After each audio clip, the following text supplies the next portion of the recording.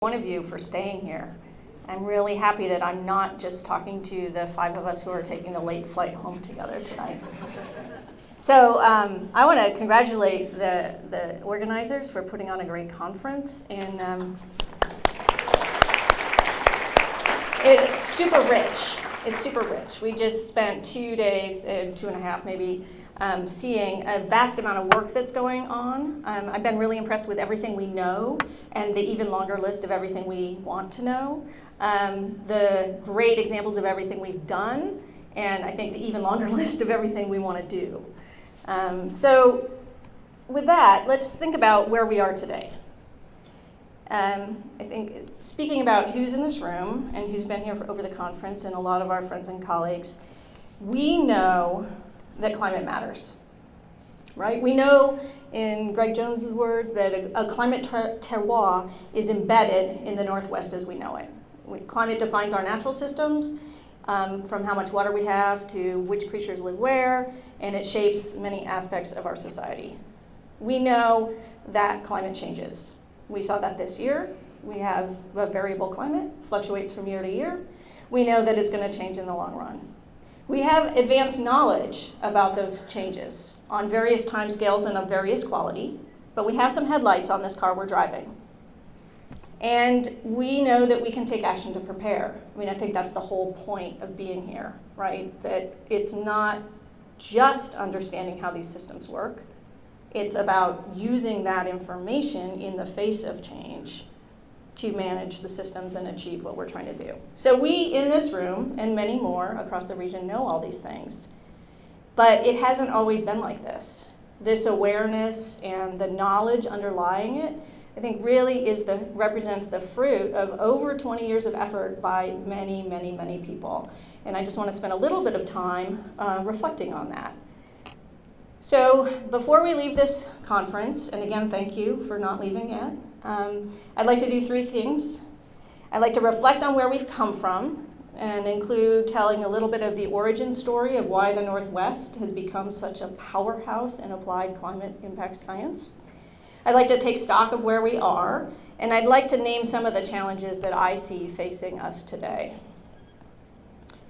So to do that, we gotta do a little flashback here. So come with me back in time to 1995. So to orient you, this is what the world was, okay? And I like what Joe said. So this is when Al Gore was in junior high, and he was the vice president of the United States. Forrest Gump was running across the country.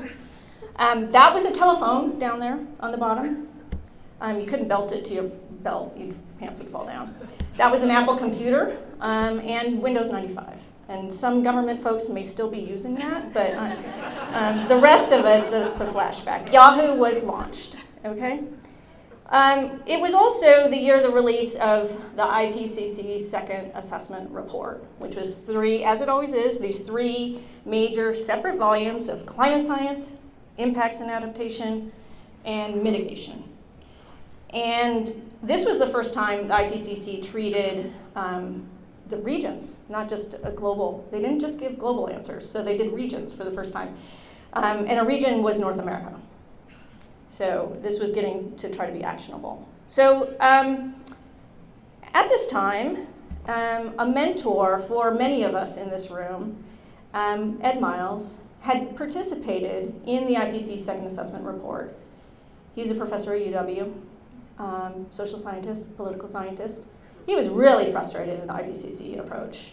And one of the frustrations was the silo of those 3 working groups, and even within those 3 working groups, that the climate scientists would do some work, and then they'd throw the climate science over to the ecologists, and they'd do some work, and they'd throw that answer over to the social scientists, and never the twain should meet.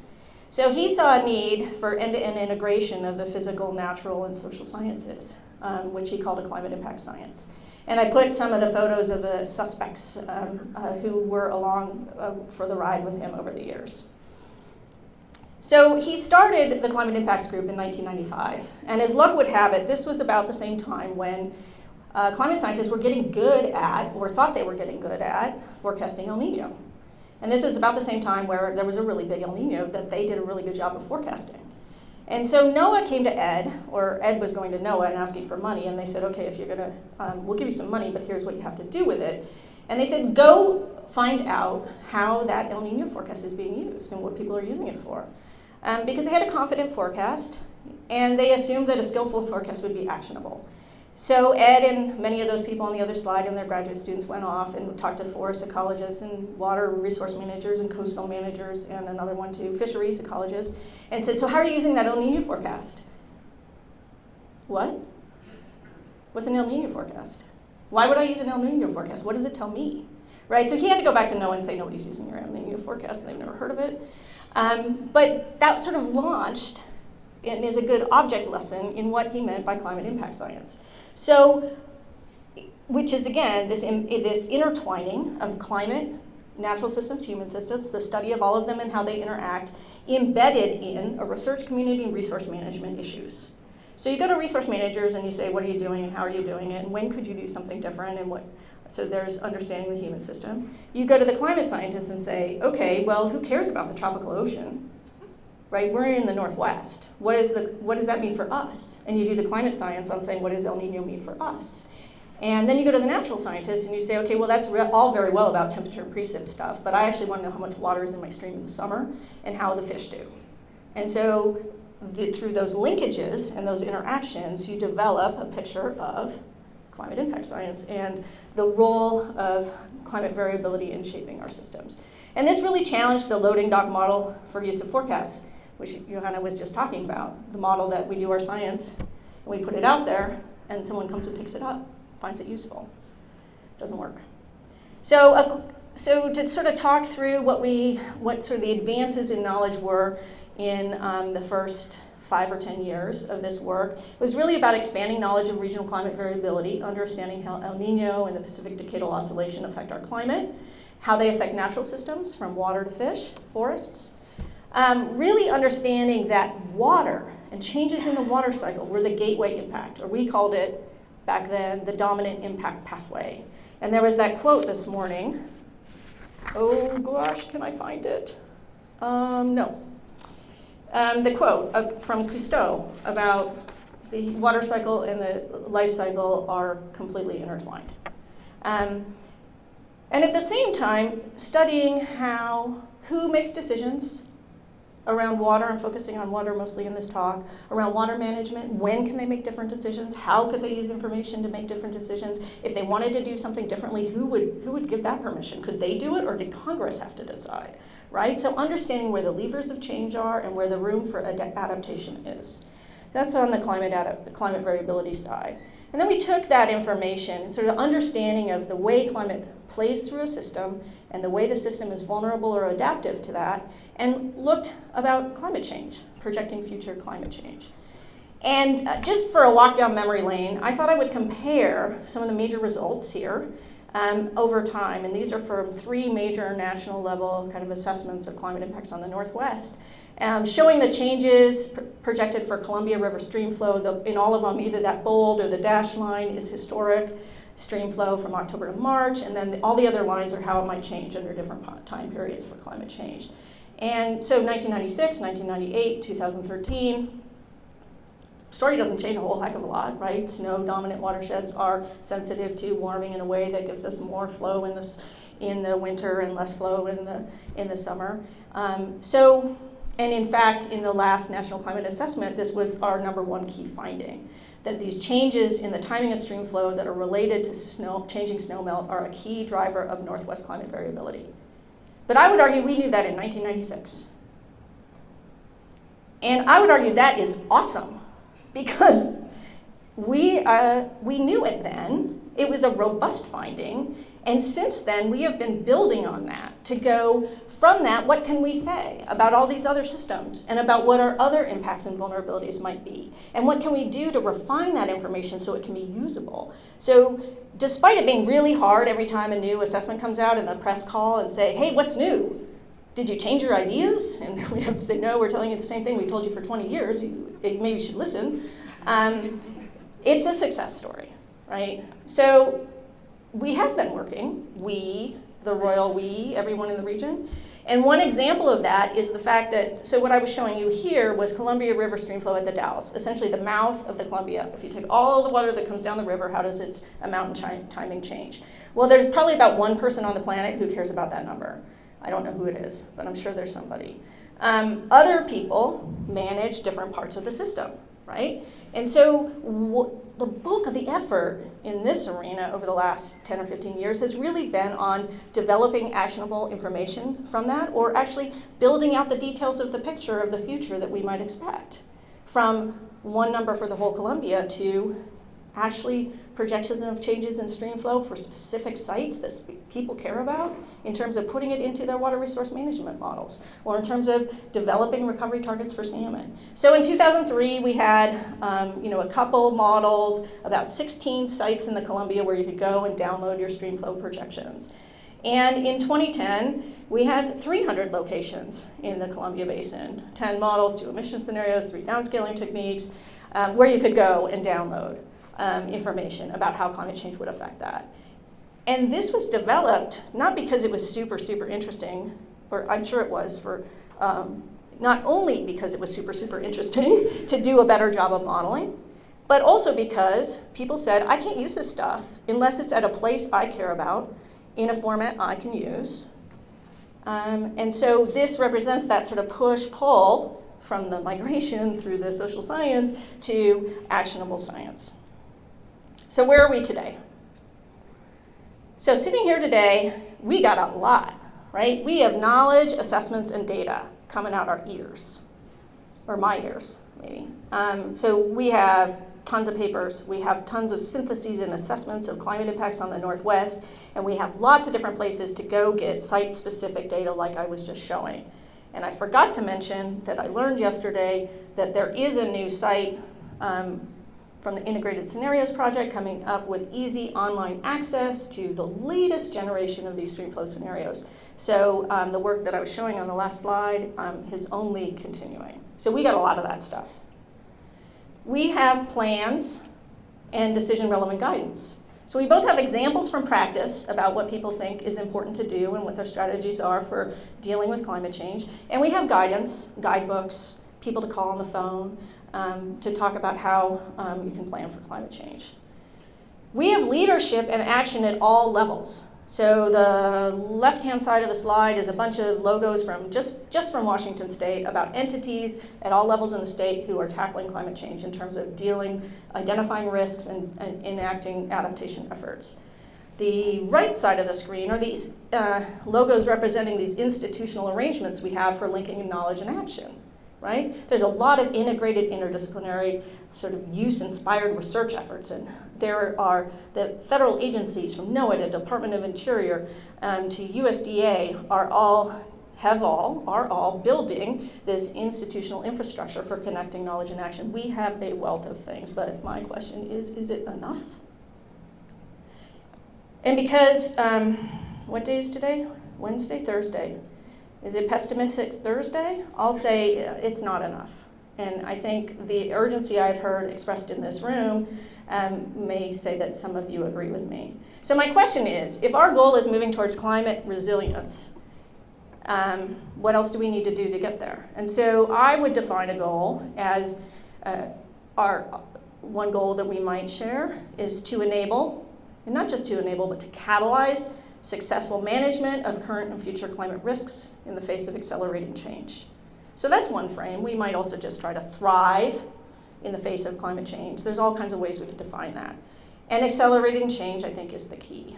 And so the question is, what are we going to do about that? So I want to talk about 3 things I think that are really key here. I think we need to really focus on realizing the benefits of our existing knowledge. I think we need to continue working hard and even harder on connecting climate to things that matter. And I think we need to move from paper to practice. And all of that, I think we need to light a fire and do it even faster. So I'll talk about a couple of these. So realizing the benefits of existing knowledge. So as I said, we have a boatload of information. And I think there's a lot we can do to push our existing knowledge further in terms of its relevance, its application.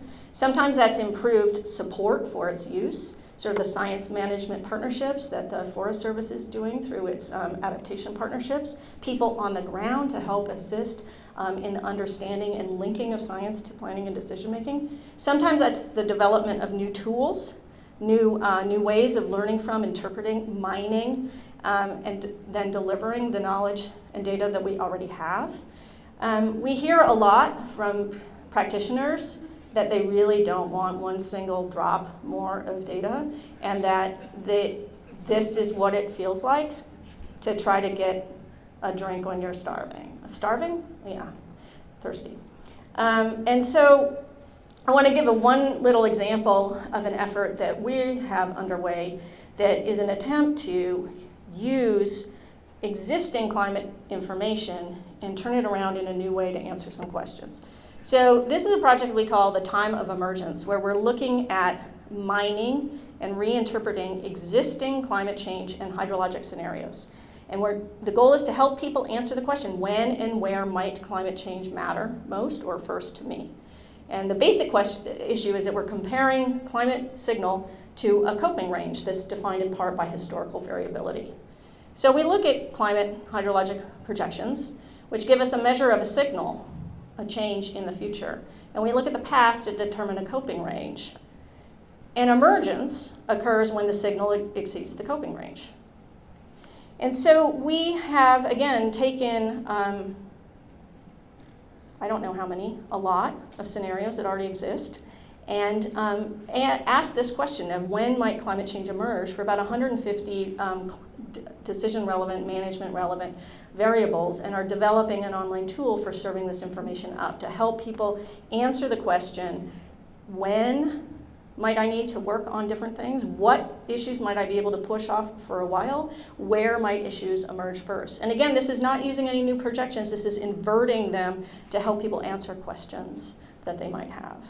So the second one I said we need to do is to continue to work hard. I know this is the goal, but to continue to work hard to connect climate with things we care about. And there's a lot of different dimensions of this. One is just connecting knowledge, perspectives, experience, expertise, and tools that we have in different domains to answer a question about an integrated system.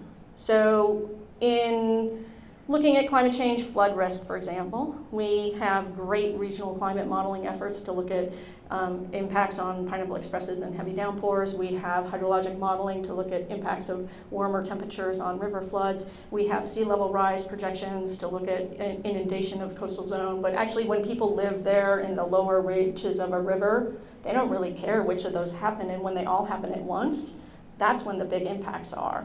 So we're working to do combined impact analysis across all of these things. So when we think about connecting climate with things we care about, in part it's doing that systems approach, and often in cases we have these tools already.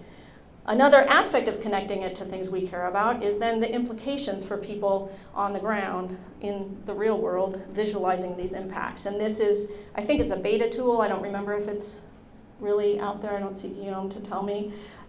From that combined flood analysis for the Snohomish Basin and Puget Sound, which actually visualized the projected flood height on a river crossing of a bridge. Right? So you don't just have a map with these purple colors saying it's darker, deeper where it's purpler. You can actually say, would this matter to me? Could I get to work? So moving from paper to practice. I think the state of adaptation in this region is much like that in the nation, where the bulk of the effort has been on defining the problem, some effort on identifying and assessing options, sort of planning, and much less effort on implementation of actually adaptive actions. And there's good reasons for this. This takes work, this takes time, but if we want to see resilience on the ground, we have to keep going around that cycle. And so I guess there's good reasons, but I wanted to reflect a little bit on some of the challenges of doing it, because I think I often had a sort of naive expectation that sort of once we understand the system and have some of these ideas about what to do, it's not that hard. Yeah. You can call me naive. So one example of this, some of you might have been in the special session about the culverts, is an example of a project we're doing with Washington Department of Fish and Wildlife. So court order gave the state of Washington 17 years to fix culverts that block salmon. I don't know how many hundreds, thousands of culverts need to be replaced. And at the same time, it's recognized that, sorry, I just got distracted by being told to stop. So I'll stop. No, I have one slide left. Recognize that climate change increases the risk of high flows. And so simply replacing culverts to make them right for fish doesn't necessarily mean they'll be robust in the face of a changing climate unless we think through to how they need to be sized for climate change. Well, luckily there are already some projections of changes in runoff, locally specific in a changing climate. And so just fold that into your design guidelines. Well, of course it's not easy, right? Because projections of change in runoff are in cubic feet per second. You design a culvert based on bank full width. How wide is the channel when it's full? We have thousands of culverts to replace. We can't necessarily go and run a hydraulic model in every single place. So that next step of saying, from this climate change information to culvert replacement decisions, how do we make that connection, is a lot of work in talking back and forth about how do you design this, what do you understand about the science, can we use the science in this way? And this is just one example of many that were shown at the conference. The EPA TMDL study is another example where it's just, even when the science is there and the will is there to at least do a pilot effort, it's a lot of work. And usually we don't even have that. We need to be developing the capacity and the belief and buy-in within our organizations, which make it even harder. So last slide. Hurry up already. I think that's for me to hurry up and stop talking so everybody can get on the plane. But when I think about overall, my big questions, when I look at where we are and where we're going, is the biggest one is this scalable? Is what we're doing scalable? So we have really great examples that are pretty expensive in terms of time, resources, people, to develop scenarios and visions and tools for individual communities. We know adaptation is locally specific, and really that's the way to go. And I fully believe in that, but then I look at the time and the number of communities and I wonder how we're going to get to where we need to go, which gets into the is this fast enough question. And then I would just leave us with the sort of deeper question that I think is really interesting, if you like to stay up late at night, not being able to sleep, is the question is this how we get to the transformative change we need? And to answer this question, I think we need to return to really remembering the coupled integrated system. We've done a lot about understanding climate. We have a lot of understanding about impacts on natural systems, all the challenges notwithstanding. But the next step of really embedding this information in our decision-making processes, in affecting change on the ground, requires knowledge that I'm not sure we're seeking at the moment. And I think it's really urgent that we do. And so I'll leave you with that and my sincere thanks for sticking with us to the very end. Thank you.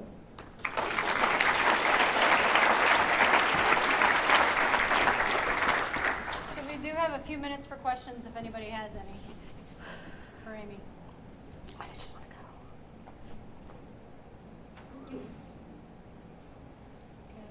John, I guess. No, we're good? Okay, thank you, Amy. Mm-hmm. Okay, and to bring us over the finish line, John. Oh, sorry, there's a question. Great. I saw Amy, you want to? Can you hear me? Yeah, close. Yes. At noon I thought that I have the last word, but I cannot resist.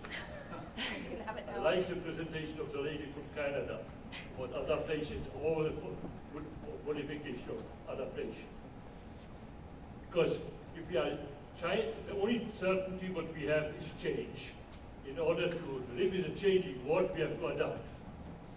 You are presenting here, we have knowledge, we have this knowledge. I would correct you. I would say, we think we have knowledge, but we know that it is an incomplete knowledge. We have to be humble, because things are changing. Knowledge will be changing. We won't ever be knowledgeable completely about it. So, what I completely agree. Be more humble in this what we do. Jan, you are full of enthusiasm, but really, the change is continuous. We are like the frog in the warm water. Oh, we will adapt. We'll take another skin. We'll take more insulation us. We'll survive. Unless we do something with the fire under the kettle, we won't survive. You get my message?